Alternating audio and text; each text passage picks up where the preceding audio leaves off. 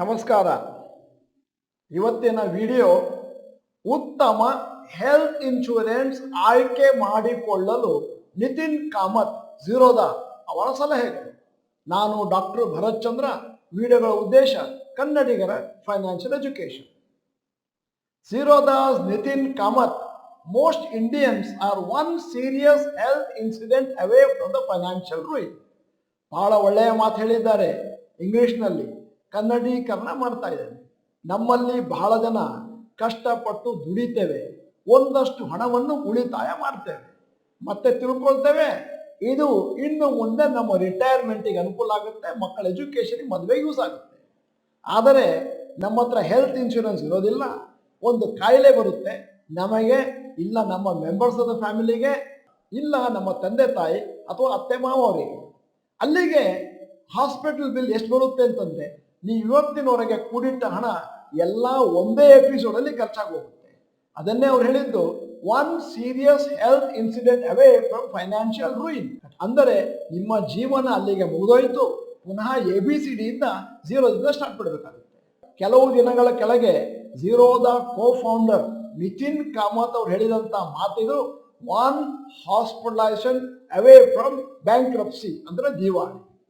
ಅಂದರೆ ಯಾವುದಾದ್ರೂ ಸೀರಿಯಸ್ ಕಾಯಿಲೆ ಬಂದಾಗ, ನೀವು ಯಾವುದಾದ್ರೂ ಹಾಸ್ಪಿಟ್ಲಲ್ಲಿ ಅಡ್ಮಿಟ್ ಆದಾಗ, ಅದು ದೊಡ್ಡ ಹಾಸ್ಪಿಟ್ಲ್ ಇದ್ರೆ ನೀವು ಕಟ್ಟುವಂಥ ಬಿಲ್ಲು ಅನ್ಅಫೋರ್ಡಬಲ್ ಇರುತ್ತೆ. ಅದರಿಂದಾಗಿ ಹೆಲ್ತ್ ಇನ್ಶೂರೆನ್ಸ್ ತಗೊಳ್ಳೋದು ಬಹಳ ಇಂಪಾರ್ಟೆಂಟ್ ಆಗುತ್ತೆ. ಇಲ್ಲದಿದ್ದರೆ ನೀವು ಕೈಯಿಂದ ಹಣವನ್ನು ಕಟ್ಟಬೇಕಾಗ್ತದೆ. ನಿತಿನ್ ಕಾಮತ್ ಅವರು ಮುಂದೆ ಹೋಗ್ತಾ ಹೇಳ್ತಾರೆ, ಬಹಳ ಜನ ಹೆಲ್ತ್ ಇನ್ಶೂರೆನ್ಸ್ ಮಾಡಿಸಿರ್ಬೋದು, ಆದರೆ ಅಡಿಕ್ವೇಟ್ ಅಮೌಂಟಿಗೆ ಮಾಡಿಸಿಕೊಳ್ಳದೇ ಇರ್ಬೋದು. ಅಂತಂದ್ರೆ ಇಡೀ ಫ್ಯಾಮಿಲಿ 4 ಜನಕ್ಕೆ 2 ಲಕ್ಷ, 1.5 ಲಕ್ಷ, 3 ಲಕ್ಷ ಅಂತ ಮಾಡಿದ್ರೆ ಅದು ಸಾಕಾಗದೇ ಇರ್ಬೋದು. ಆದ್ದರಿಂದ ಇದು ಕೂಡ ಇಂಪಾರ್ಟೆಂಟ್ ಆಗುತ್ತೆ.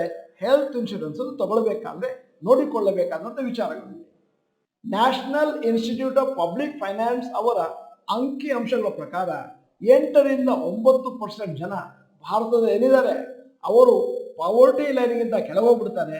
ಯಾಕಂದ್ರೆ ಹಾಸ್ಪಿಟಲ್ ಬಿಲ್ ಅನ್ನು ಕಟ್ಟುತ್ತಾ ಇನ್ನೂ ಒಂದು ಯೋಚನೆ ಮಾಡಬೇಕಾದಂತಹ ಮತ್ತು ಭಯ ಪಡಬೇಕಾದಂತಹ ಸನ್ನಿವೇಶ ಏನಂತಂದ್ರೆ, ಭಾರತದಲ್ಲಿ ಸ್ಪೆಷಲಿ ಏಷ್ಯಾದಲ್ಲಿ ಕಾಸ್ಟ್ ಆಫ್ ಮೆಡಿಕಲ್ ಇನ್ಫ್ಲೇಷನ್ 14% ಇದೆ, ಬೇರೆ ಇನ್ಫ್ಲೇಷನ್ 6ರಿಂದ 7% ಇರುವಾಗ.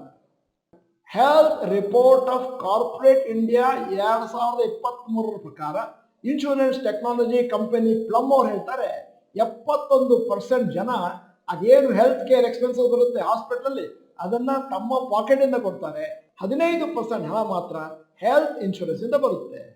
ಈ ಒಂದು ವಿಚಾರವನ್ನು ಗಮನದಲ್ಲಿಟ್ಕೊಂಡು ನಿತಿನ್ ಕಾಮತ್ ಅವರು ಒಳ್ಳೆಯ ಇನ್ಶೂರೆನ್ಸ್ ಕಂಪನಿಯನ್ನು ಆಯ್ಕೆ ಮಾಡುವುದು ಹೇಗೆ ಅಂತ ಒಂದಷ್ಟು ಸಲಹೆಗಳನ್ನು ಕೊಟ್ಟಿದ್ದಾರೆ. ನನ್ನ ಸಲಹೆ, ದಯವಿಟ್ಟು ವಿಡಿಯೋನ 3 ಸತಿ ನೋಡಿ ಮತ್ತು ದಯವಿಟ್ಟು ಆಕ್ಷನ್ ತಗೊಳ್ಳಿ. ಕೇವಲ ವಿಡಿಯೋ ನೋಡಿದ್ರೆ ಸಾಕಾಗುವುದಿಲ್ಲ, ಆಕ್ಷನ್ ತಗೊಳ್ಳೋದು ಅತಿ ಇಂಪಾರ್ಟೆಂಟ್. ನಿತಿನ್ ಕಾಮತ್ ಅವರ ಮೊದಲನೆಯ ಸಲಹೆ ಹೇಗಿದೆ, ಯಾವುದೇ ಒಂದು ಇನ್ಶೂರೆನ್ಸ್ ಕಂಪನಿಯನ್ನು ಸೆಲೆಕ್ಟ್ ಮಾಡುವ ಮುಂಚೆ ಆ ಕಂಪನಿಗೆ 10 ವರ್ಷದ ಚರಿತ್ರೆ ಇದೆಯೇ ಅಂತ ಲೆಕ್ಕ ಹಾಕೊಳ್ಳಿ. ಎರಡನೇದು, check insurance company has a network of more than 8,000 hospital. ಯಾವ ಕಂಪನಿನ ಸೆಲೆಕ್ಟ್ ಮಾಡ್ತೀರೋ ಅದಕ್ಕೆ 8,000 ನೆಟ್ವರ್ಕ್ ಹಾಸ್ಪಿಟಲ್ ಇದ್ರೆ ಆವಾಗ ಒಂದು ಒಳ್ಳೆಯ ಸೇವೆಯನ್ನು ನೀವು ನಿರೀಕ್ಷೆ ಮಾಡಬಹುದು. ಮೂರನೇದು, ಆ ಪರ್ಟಿಕ್ಯುಲರ್ ಕಂಪನಿನ ನೀವೇನು ಸೆಲೆಕ್ಟ್ ಮಾಡ್ತೀರೋ ಅವರ ಕ್ಲೇಮ್ ಸೆಟಲ್ಮೆಂಟ್ ರೇಷಿಯೋ 90% ಅಥವಾ ಅದಕ್ಕಿಂತ ಜಾಸ್ತಿ ಇರಬೇಕು. ನಾಲ್ಕನೇದು, ನೀವು ಯಾವುದಾದ್ರೂ ಹೆಲ್ತ್ ಇನ್ಶೂರೆನ್ಸ್ ಅನ್ನು ತಗೊಳ್ಬೇಕಾದ್ರೆ ಅದರಲ್ಲಿ ನೋ ರೂಮ್ ರೆಂಟ್ ರಿಸ್ಟ್ರಿಕ್ಷನ್ಸ್ ಇರಬೇಕು. ಅಂತಂದ್ರೆ ಇಷ್ಟೇ ರೂಪಾಯಿನ ರೂಮ್ನಲ್ಲಿ ನಿಮ್ಮನ್ನು ಹಾಸ್ಪಿಟಲಲ್ಲಿ ಅಡ್ಮಿಟ್ ಮಾಡಬೇಕು ಅನ್ನುವಂಥ ರೂಲ್ಸ್ ಇರಬಾರ್ದು. ಹಾಗೇನಾದ್ರೂ ಇದ್ರೆ ಮುಂದೆ ನಿಮಗೆ ಇನ್ಶೂರೆನ್ಸ್ ಇಂದ ಬರುವಂತಹ ಹಣ ತುಂಬಾ ಕಮ್ಮಿ ಆಗುತ್ತೆ. 5ನೇ ಸಲಹೆ, ನೋ ಕೋ ಪೇಮೆಂಟ್ ಕ್ಲಾಸ್. ಅಂತಂದ್ರೆ ನೀವು ಇಂತಿಷ್ಟು ಕಟ್ಟಿ ನಾವಿಷ್ಟು ಪರ್ಸೆಂಟೇಜ್ ಕೊಡ್ತೇವೆ ಅನ್ನುವಂಥ ಹೆಲ್ತ್ ಇನ್ಶೂರೆನ್ಸ್ ತಗೊಳ್ಬೇಡಿ. 6ನೇದು, no disease wise sub limits. ಅಂದ್ರೆ ಈ ಕಾಯಿಲೆಗೆ ಎಷ್ಟು ಕೊಡ್ತೇವೆ, ಈ ಕಾಯಿಲೆ ಕೊಡಲ್ಲ ಅಂತ ಇರಬಾರ್ದು. 7, no waiting period for pre existing diseases. ನೀವು ಯಾವುದಾದ್ರೂ ಹೆಲ್ತ್ ಇನ್ಶೂರೆನ್ಸ್ ತಗೊಳ್ಬೇಕಾದ್ರೆ ಅವ್ರು ಹೇಳ್ತಾರೆ, BP ಅಥವಾ ಕಿಡ್ನಿ ಪ್ರಾಬ್ಲಮ್ ಇದ್ರೆ 2 ವರ್ಷದವರೆಗೂ ನಿಮ್ಗೆ ಸಿಕ್ಕಲ್ಲ, 2 ವರ್ಷದ ಮೇಲೆ ನಾವು ಕೊಡ್ತೇವೆ. ಅಂದ್ರೆ ಅದಕ್ಕೆ ಪ್ರೀ ಎಕ್ಸಿಸ್ಟಿಂಗ್ ಡಿಸೀಸ್ ಕ್ಲಾಸ್ ಅಂತ ಹೇಳ್ತಾರೆ. ಅದು ಇಲ್ಲದೆ ಇರುವಂತಹದನ್ನು ತಗೋಬೇಕು, ಅಥವಾ ಆದಷ್ಟು ಕಮ್ಮಿ ಡ್ಯೂರೇಷನ್ ಲೋ ವೇಟಿಂಗ್ ಪೀರಿಯಡ್ ಇರುವಂತ ತಗೋಬೇಕು. 8ನೆಯ ಸಲಹೆ ನಿತಿನ್ ಕಾಮತ್ ಅವರು ಕೊಡ್ತಾ ಇರೋದು, ನೀವು ಯಾವುದಾದ್ರೂ ಹಾಸ್ಪಿಟಲ್ಗೆ ಹೋದಾಗ 24 ಗಂಟೆಗಳ ಮೇಲಿದ್ರೆ ಮಾತ್ರ ನಾವು ಹಣವನ್ನು ಕೊಡ್ತೇವೆ ಅನ್ನುವಂಥದ್ದನ್ನು ಹೆಲ್ತ್ ಇನ್ಶೂರೆನ್ಸ್ ಕಂಪನಿ ಹೇಳ್ತಾರೆ. ಆ ಕ್ಲಾಸ್ ಇಲ್ಲದೆ ಇರುವುದನ್ನು ತೆಗೆದುಕೊಳ್ಳಿ, ಸ್ವಲ್ಪ ಕಾಸ್ಟ್ಲಿ ಆದ್ರೂ ಪರವಾಗಿಲ್ಲ ಅಂತಾರೆ. ನಿತಿನ್ ಕಾಮತ್ ಅವರು ಕೊಟ್ಟಿರುವ ಸಲಹೆಗಳು ಅಲ್ಲದೆ ನಾವು ನಮ್ಮ ಎಕ್ಸ್ಪೀರಿಯನ್ಸ್ ಇಂದ ಒಂದಷ್ಟು ಎಕ್ಸ್ಟ್ರಾ ಅಥವಾ ಹೆಚ್ಚುವರಿ ಸಲಹೆಗಳನ್ನು ಕೊಡ್ತಾ ಇದ್ದೇವೆ. ಇದನ್ನು ಕೂಡ ದಯವಿಟ್ಟು ನೋಟ್ ಮಾಡ್ಕೊಳ್ಳಿ.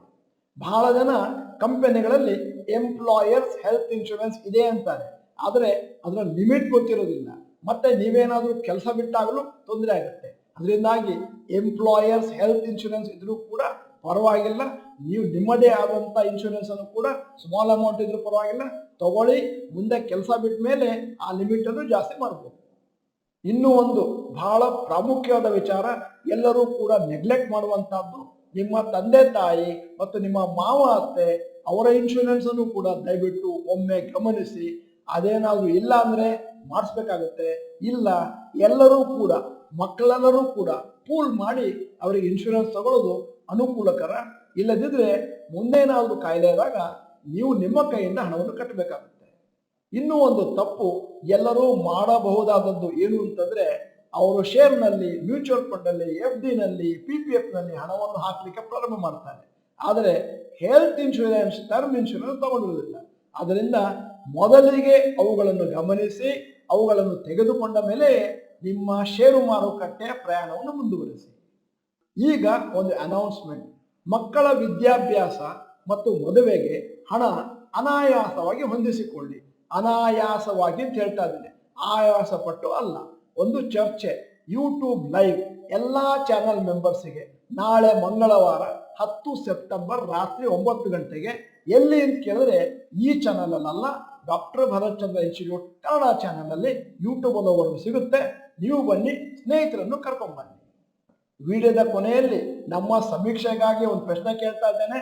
ಇದರಿಂದ ಇತರರು ಕೂಡ ಪಾಠವನ್ನು ಕಲಿಯಬಹುದು.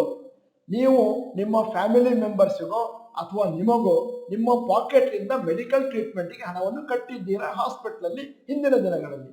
ಎಸ್ ಅಥವಾ ನೋ ಅಂತ ಟೈಪ್ ಮಾಡಿ.